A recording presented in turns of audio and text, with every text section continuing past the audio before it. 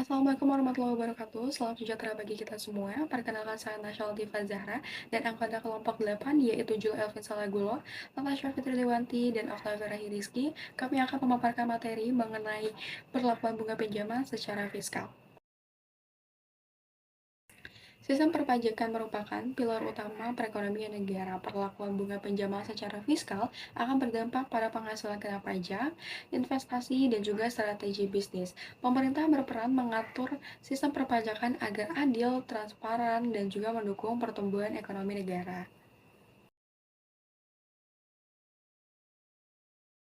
Rumusan masalah. 1. Apa itu bunga pinjaman secara fisikal? 2. Bagaimana perilaku fiskal atas bunga pinjaman di Indonesia? 3. Apa tantangan dan implikasi bagi wajib pajak? 4. Bagaimana mengidentifikasi masalah perlakuan bunga pinjaman secara fisikal? Tujuan pembahasan: 1. Memahami aturan pajak terkait bunga pinjaman. 2. Memberikan saran untuk perbaikan regulasi. 3. Meningkatkan pembahasan dan keputusan wajib pajak. Definisi bunga pinjaman secara fisikal. Bunga pinjaman fisikal adalah biaya bunga yang dapat dikurangkan dari penghasilan kena pajak wajib pajak dengan syarat sesuai pasal 6 PPh. Baik, terima kasih kesempatan yang telah diberikan kepada saya untuk melanjutkan pembahasan tentang materi. Sebelumnya, izinkan perkenalkan, nama saya Julal bin Salegula. Saya melanjutkan penjelasan tentang syarat bunga pinjaman dapat dibebankan. Di sini ada beberapa syarat bunga pinjaman dapat dibebankan. 1. Terkait dengan kegiatan usaha. 2. Rasio pinjaman lebih besar dari deposit. Ketiga, tidak berasal dari dana yang dikenakan pajak finansial.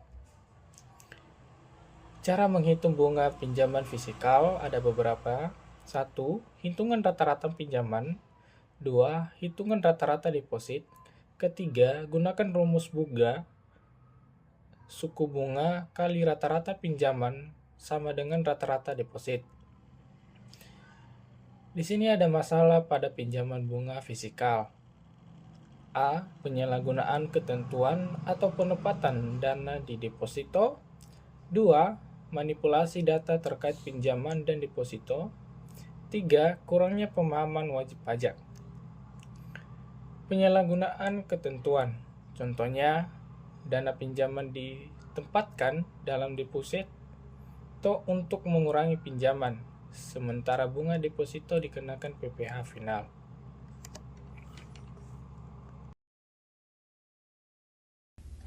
Baik, saya akan melanjut pada materi selanjutnya, yaitu tentang faktor pendorong tindakan bunga pinjaman fiskal.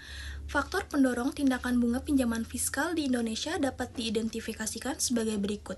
Yang pertama, minimnya pengawasan dan penegakan hukum. Contohnya, yaitu dengan kelemahan dalam sistem pengawasan dan penegakan hukum, membuat wajib pajak merasa aman untuk melakukan manipulasi data dan penyalahgunaan ketentuan.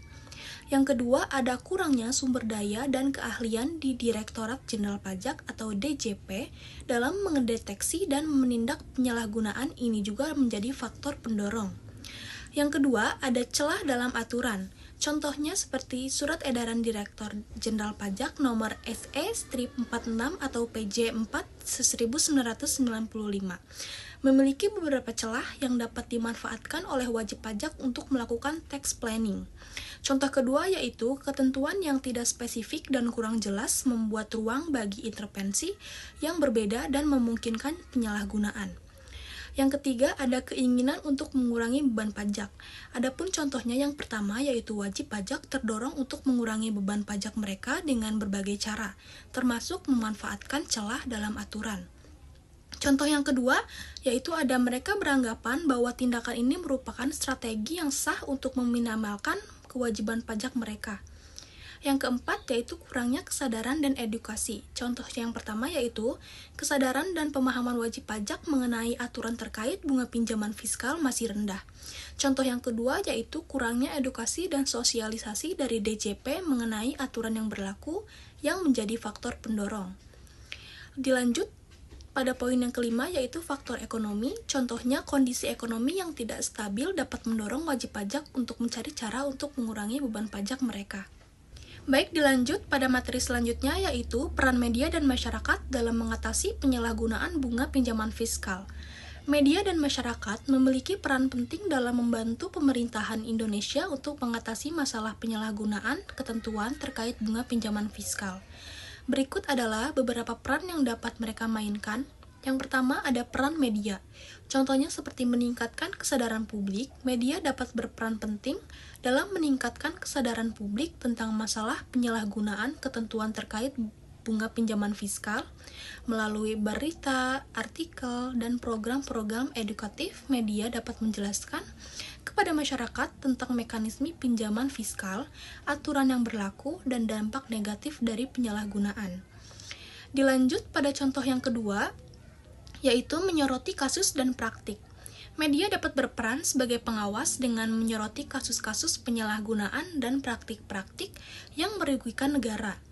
Publikasi tentang berita kasus-kasus tersebut dapat mendorong pemerintah untuk meningkatkan pengawasan dan penegakan hukum.